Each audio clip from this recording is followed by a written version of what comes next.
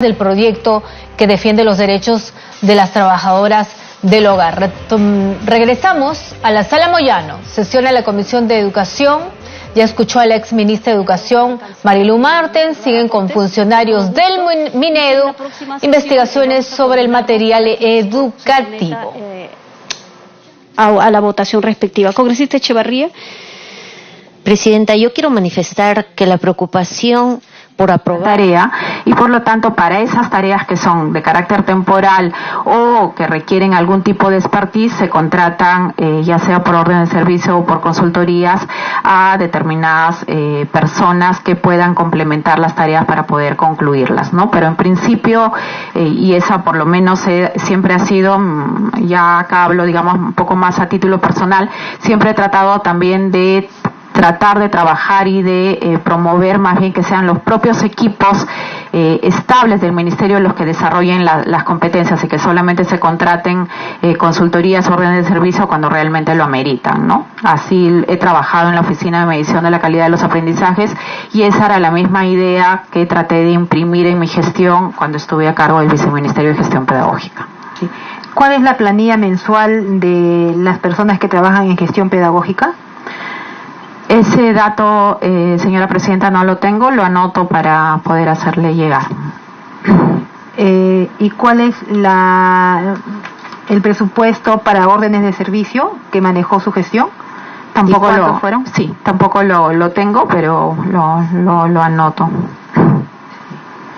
A la hora que entregó el cargo, ¿dejó un informe? Sí. Sí. ¿Nos podría facilitar el número de cargo? Sí, por supuesto que sí. ¿El informe detallado para poder analizarlo? Sí, por supuesto que sí. Siguiente pregunta. La ministra Marilu Martens en su momento, en una entrevista en el diario El Comercio del 3 de marzo del 2017, decía que los enfoques y las propuestas del currículo fueron construidos con toda la comunidad educativa. Sin embargo, sabemos que el 24 de mayo del 2016, el Consejo Nacional de Educación, mediante oficio 032-2016 del Minedu, le recomienda al Minedu que se incluya el enfoque transversal de igualdad de género en el Currículo Nacional de Educación, toda vez que a esa fecha aún no había sido incorporado como tal. Es decir, 9 días antes de que se aprobara el actual currículo mediante resolución ministerial 281-2016 de fecha 2 de junio del 2016, se incorporó a 9 días. La pregunta es, ¿cómo cree usted que pudo efectivizarse la participación de la comunidad educativa y lograr el requerido consenso en tan poco tiempo? ¿Era viable que en 9 días antes de la aprobación se pueda incluir esta propuesta del Consejo? Señora Presidenta, nosotros cuando asumimos la gestión, el currículo nacional y los programas curriculares por nivel ya estaban aprobados. En todo caso, como funcionaria, digamos que fui durante muchos años, obviamente participé como parte de este proceso, sino directamente sí participé en algunas reuniones del proceso de construcción del currículo que fue desde el 2012. Sí fue un proceso participativo, ¿no? Como ya dijo la ex ministra Martens, el proceso de construcción del currículo fue bastante participativo, por eso duró también tanto, casi más de 3 años, y en la medida de lo posible fue un proceso que convocó a la comunidad educativa, a docentes, a padres de familia, estudiantes, a expertos, porque también recordemos que el currículo tiene 2 caras y 2 dimensiones. Una dimensión técnica, porque es un documento evidentemente en el cual obviamente tiene que haber algún tipo de expertise, no tenemos que desarrollar cómo progresan, por ejemplo, los aprendizajes de ciencia y ambiente, eso implica cierto tipo de expertise. Pero por otro lado, efectivamente, el currículo también es un instrumento que tiene que tener una legitimidad social, ¿no? Porque de alguna manera estructura, concreta todo lo que en un determinado momento una sociedad, un país requiere o considera que es lo que sus estudiantes deberían aprender, ¿no? Entonces, en ese sentido, ya digamos las cosas puntuales sobre si fueron 9 días o sobre si el Consejo en particular dio esta opinión, solamente puedo decir, creo que un par de cosas. Uno es que en general es probable que todo este tema de los enfoques, todo este tema de las capacidades, los desempeños, en fin, que caracterizan a nuestro currículo, seguramente como fue parte de un proceso técnico y de legitimación social, se fueron ajustando hasta el último momento, ¿no? No creo que haya sido como que el Consejo Nacional de Educación mandó esa demanda. El equipo ya venía trabajando en cuáles eran los enfoques transversales del currículo. Y por otro lado, reitero que en verdad como funcionaria durante esos años en el Ministerio de Educación sí fui testigo de que fue un proceso bastante participativo en su construcción. Siguiente pregunta. Si la naturaleza del currículo nacional es la de ser un documento abierto a efecto de enriquecer permanentemente y que responde al pluralismo, ¿por qué la gestión no tomó en consideración la opinión de los padres de familia, la sociedad civil organizada, que se oponían a la inclusión del enfoque de género, más no a la igualdad de oportunidades entre hombres y mujeres, para llegar a un consenso y ajustar a sus contenidos? Si fue un trabajo consensuado de los padres de familia, ¿cuáles son las evidencias tangibles que respalden lo que ustedes manifiestan?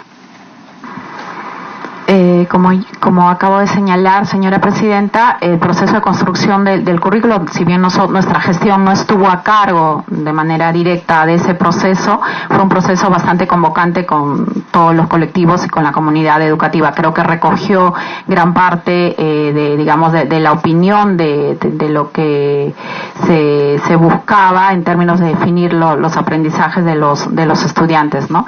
Nosotros cuando asumimos nuestra gestión, el currículo y el programa curriculares ya estaban aprobados, y lo que hicimos ante estas preocupaciones que se empezó a evidenciar sobre el tema del enfoque de género es empezar a trabajar con los padres de familia, con los propios docentes, para poder clarificar el currículo. Parte de ese esfuerzo fue incorporar algunas aclaraciones al documento del currículo nacional, algunos términos al glosario mismo, para que justamente calmar y explicar mejor a qué nos estábamos refiriendo con el enfoque de género, o en todo caso qué cosa es lo que estaba establecido en el currículo, para poder tener un diálogo más fluido y para que los padres de familia estén mucho más tranquilos sobre la educación que iban a recibir sus hijos. Con esto Tamara Arimborgo tiene la palabra. Gracias, Presidenta. Presidenta, hace rato escuchamos la participación de la ministra, la pregunta que usted hace, si conoce usted los efectos que ha tenido la ESI en el enfoque de género en la educación de los niños en otros países. Ella respondió que no tiene una data oficial al respecto. Quisiera preguntar a la ex viceministra de Gestión Pedagógica, ¿cuál es el estudio científico que avala que se reemplace sexo por género en el currículo? ¿Por qué el currículo usa la frase identidad de género? ¿Cómo es que este concepto de identidad de género que consta en el currículo va a ayudar a la igualdad de oportunidades entre mujer y varón? Y algo importante, Presidenta, que estamos viendo ahora en las noticias a nivel mundial. En otros países donde se aplica ya el enfoque de género, a pocos meses después de su implementación, varios niños empiezan a ir al psicólogo porque, habiendo nacido varones, se empiezan a identificar como mujeres. Porque las solicitudes de operaciones de cambio de sexo han aumentado hasta 4,000% en niños desde los 3, 4, 5 años de edad. Y sí, ahora último hemos visto una noticia de Londres. Londres estudia el aumento de un 2,496% en peticiones de cambio de sexo de niños. Interesante, Presidenta, desde su óptica, ya como viceministra de Gestión Pedagógica, tal vez nos podría aclarar algo que no quedó claro en la anterior participación. Gracias. Gracias, congresista Tamar, para que responda señora Miranda. Gracias, señora presidenta, por su intermedio. Cuando se elabora el currículo, señora congresista, se hace en base a un marco normativo, porque lo que nosotros estamos haciendo o estamos enmarcados en la política pública, ¿no? Entonces, en ese encuadre, digamos, teníamos tenemos todavía unas políticas como el Plan Nacional de Igualdad de Género, el Plan Multisectorial para la Prevención del Embarazo Adolescente y algunas otras, herramientas o documentos normativos que nos enmarcaban y que señalaban que el enfoque de género era una de las categorías que se debían incluir en el currículo, ¿no? Eso por un lado, el marco normativo, y por otro lado también, algunas evidencias de la realidad, como los porcentajes, que no voy a ahondar mucho, pero el tema de la violencia contra la mujer, el tema de la disparidad entre hombres y mujeres en términos salariales, en fin, los temas de embarazo adolescente, todos estos temas también, eran unos referentes del contexto social que hacían que el equipo que estuvo a cargo de la elaboración y construcción del currículo decidiera que el enfoque de género se incluyera como un enfoque transversal del currículo nacional, ¿no? Tiene la introducción el congresista Juan Carlos González. Presidenta, señora Liliana, señora Montaño, buenas tardes. Pero acabamos de escuchar que no existe el enfoque de género, ideología de género en el currículo escolar total. ¿Existe o no existe? Pregunta número 1. Pregunta número 2. Me olvidé de preguntarle a la señora Martens, que está acá presente. Escuché, me voy a revisar el video, han dicho que hay 50.000 consultas, así dice, 50.000 consultas de padre de familia. Eso es una cifra bien grande, ¿no? Y ya que estaba hablando, es solamente una pregunta, señora Liliana. Usted en los 9 meses, que estuvo a cargo de tremenda responsabilidad, porque usted está hablando bastante del tema de los enfoques transversales.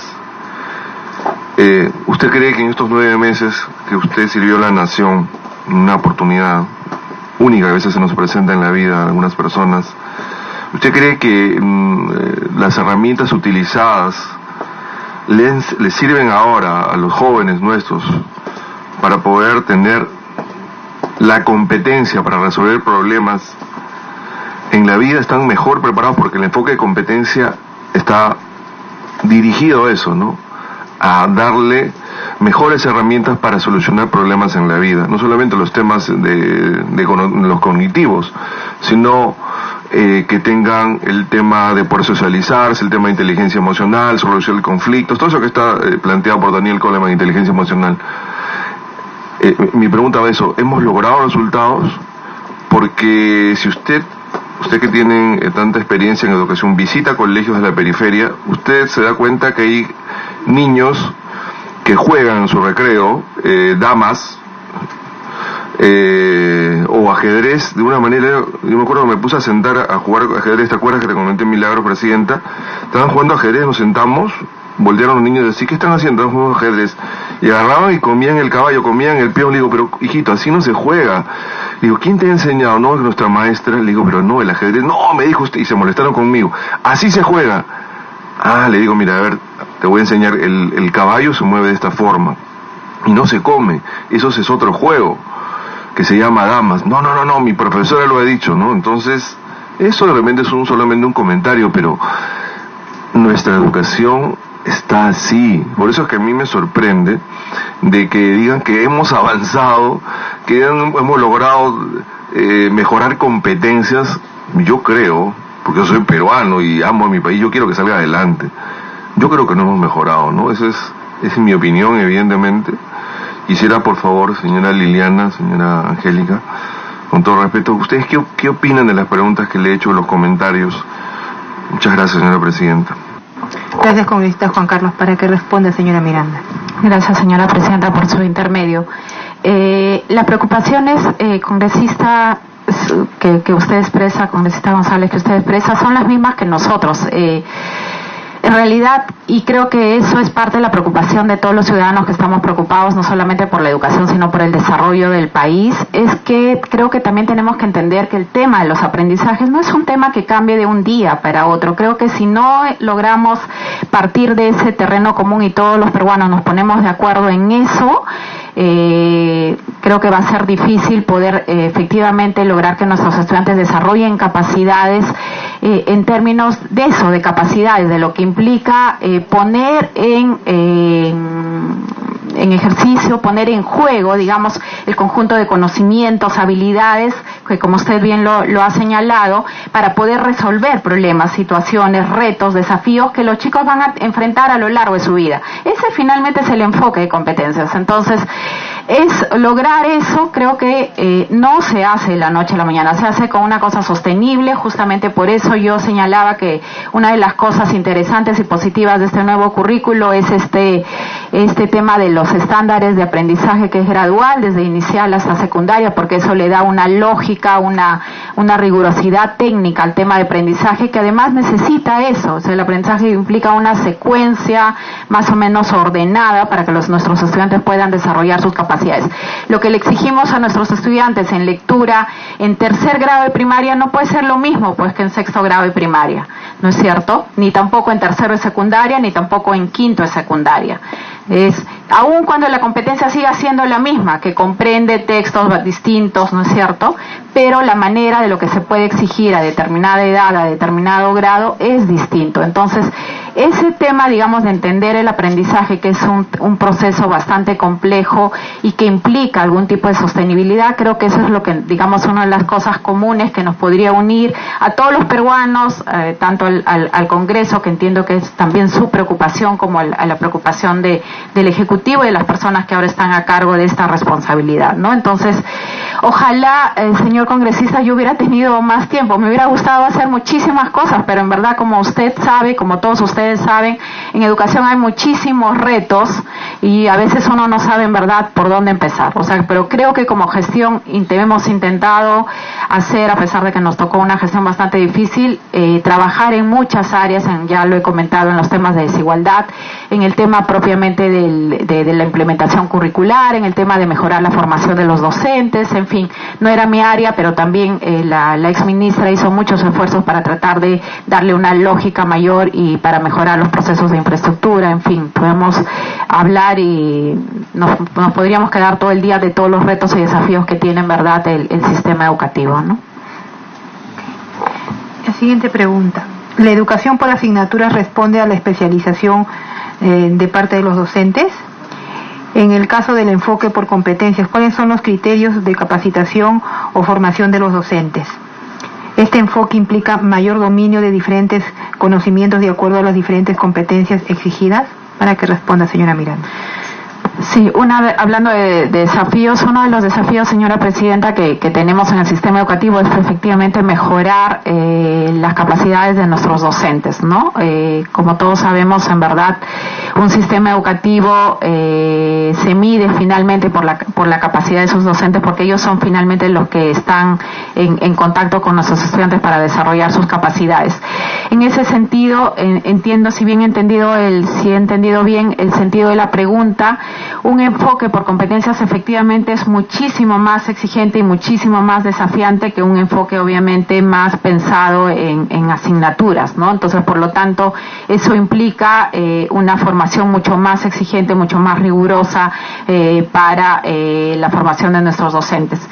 El tema de los docentes en verdad pasa por muchas aristas. Una de ellas es la mejor selección de su propia formación inicial. Ahí es a donde en verdad deberíamos apuntar como sistema educativo, porque ya luego si un docente está mal formado, digamos, después las capacitaciones no van a resolver ese problema. Eso no significa que el Ministerio no haga, digamos, nada con los docentes que ya están en ejercicio, pero efectivamente si tenemos que poner las balas hacia el futuro, tiene que ser en mejorar la formación docente.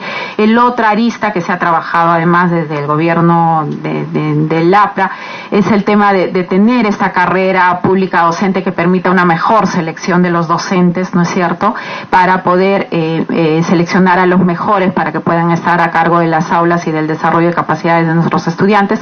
El otro gran tema es obviamente pasa por el tema de revaloración docente, ¿no? Obviamente mientras más mejor remunerados, mejores beneficios cuente un docente, también va a ser una carrera mucho más atractiva y va a atraer también a estudiantes y a personas con mejores habilidades, ¿no? Pero en todo caso, para resumir, de acuerdo a la pregunta que me hacía, efectivamente una formación por competencias, por capacidades siempre va a ser mucho más exigente, y eso implica efectivamente que en el tema docente el sector educación trabaje de manera mucho más fuerte, digamos, o con mayor énfasis para tener profesores más formados en esa competencia, porque además si en nuestro currículo nacional el enfoque es ese, obviamente nuestros docentes también tienen que estar formados bajo ese enfoque para que haya una competencia de parte de ellos, ¿no? Gracias, señora Miranda, por las preguntas. Yo exhorto a los invitados que por favor, así como en grabación se comprometen a entregar las preguntas, lo hagan, porque lamentablemente las preguntas de la señora ministra anterior, Patricia Salas, hasta ahora estamos esperando las preguntas y dicen las respuestas, y lamentablemente eso no nos da el margen para seguir avanzando y poder cumplir con el encargo del Pleno. Igualmente le exhorto a usted, en el lapso de 48 horas nos puede entregar las respuestas a las preguntas que le vamos a hacer llegar, y también del cargo que usted, de su gestión, y los presupuestos en relación a asesorías y a la planilla de los funcionarios que trabajaron a su cargo. Le agradecemos nuevamente su disposición de responder las preguntas de esta comisión. Cuando usted crea pertinente puede abandonar la sala. Muchas gracias. A usted, muchas gracias, señora presidenta. He tomado nota de los pedidos de información que me ha hecho, y algunos los tengo a la mano, pero en todo caso voy a tratar de tener a la prontitud la información que se me ha solicitado, ¿no? Es mi interés también poder coayudar a que estos procesos se transparenten. Muchas gracias a la señora presidenta y a todos los congresistas. Gracias. Continuamos con la... ¿Va a hacer una pregunta? Continuamos con la siguiente invitada. Se encuentra la señora Angélica María Montañez Lores, es directora de la Dirección de Educación Básica Regular del Ministerio en el periodo enero 2017 a 2018. La juramentación todavía no la han hecho, ¿no? Entonces, para responder las preguntas, nos levantamos para hacer la juramentación correspondiente.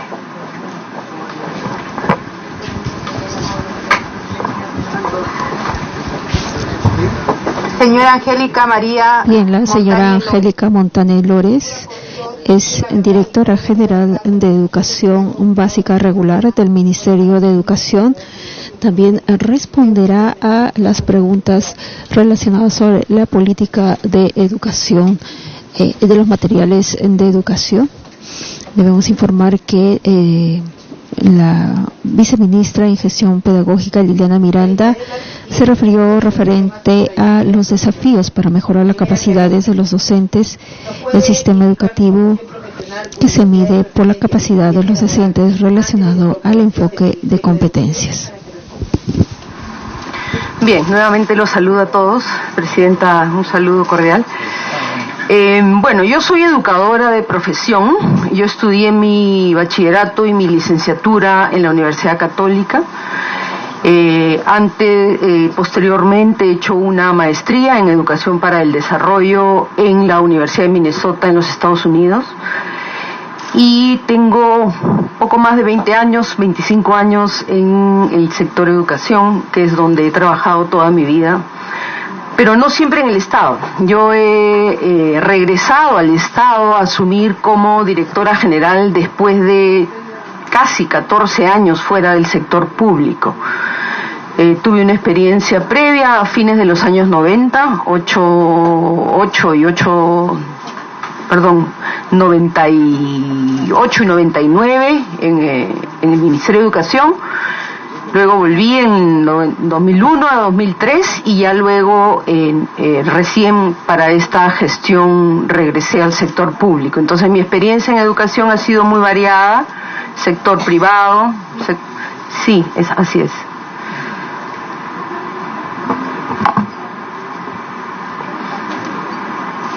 Siguiente pregunta. Además de desempeñar el cargo por el cual ha sido llamada, ¿ocupó otros cargos antes o después en el Ministerio de Educación o otras entidades públicas?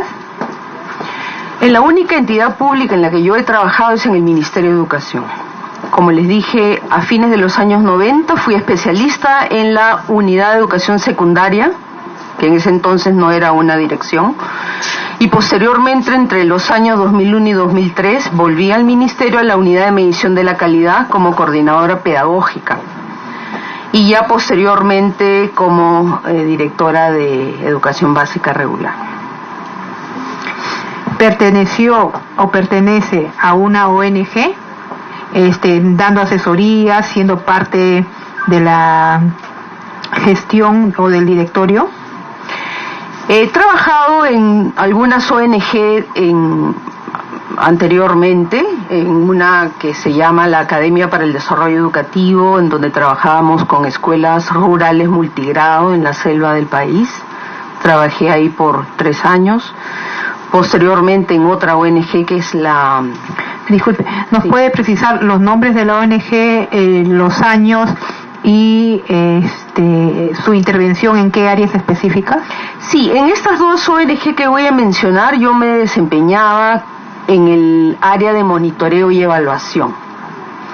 Mi tarea era parte de los equipos. Mi tarea consistía específicamente en ver el impacto de las acciones de capacitación de maestros que estos programas promovían, y ver pues cuál era el impacto. Medía y monitoreaba esas acciones. La primera es la Academia para el Desarrollo Educativo, que trabajé allí desde el 2004 hasta el 2006 fines, y la otra es el Instituto para el Desarrollo Juvenil, que es otra ONG internacional, ambas son internacionales, que trabajábamos con muchachos que hacían trabajo infantil. Y también mi labor consistía en hacer monitoreo y evaluación de las acciones del programa que pretendían prevenir el trabajo infantil oportunamente, ¿no? Eso fue entre el 2006 y 2008. De ahí ya me fui a la empresa privada, de ahí estuve viviendo fuera del país y luego volví al Ministerio de Educación. ¿Estos trabajos en la ONG han sido aislados o esos informes lo han elevado al Minedu? Bueno, en el primer caso es un proyecto de cooperación internacional para zonas rurales en escuelas multigrado que se implementaba en convenio con el Ministerio de Educación. El Ministerio de Educación en ese entonces desarrollaba sus acciones también de educación rural, y el programa donde yo trabajaba era justamente como un piloto rural que le servía al Ministerio para probar materiales, para probar metodologías. Y en el segundo caso lo mismo. En el segundo caso era trabajo infantil, en realidad también el programa tenía un convenio con el Ministerio de Trabajo para realizar sus acciones. En los 2 casos estaban articuladas a políticas públicas, pero eran apoyos desde la cooperación internacional. Gracias. En relación a la gestión presupuestal, la pregunta es, ¿cuánto fue el presupuesto anual destinado para su gestión y cuánto se gastó? Mire, la Dirección de Educación Básica Regular es una dirección bien grande, en donde yo como directora general manejaba un presupuesto, y en el 2017 manejé un presupuesto de 18 millones de soles, cuya ejecución al cierre fue del 93%.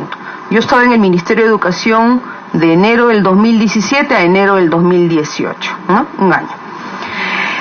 Sin embargo, la educación básica regular tiene 4 direcciones de línea, que son la Dirección de Educación Inicial, de Educación Primaria, de Educación Secundaria y de Educación Física. Entonces, los 18 millones de soles que tiene la Dirección General, porque es una dirección además que opera, a diferencia de otras direcciones generales, nosotros en la Dirección General tenemos a cargo, por ejemplo, la Dirección de Arte y Cultura, que desarrolla los juegos florales, el concurso de literatura, en fin, somos una dirección que opera. También tenemos la unidad de Arte y Cultura, la unidad de Educación Ambiental, que también tiene un programa importante de trabajo con ese eje transversal que es el enfoque ambiental. Y entonces tenemos nosotros una serie de acciones y ese es el presupuesto que manejé en el 2017.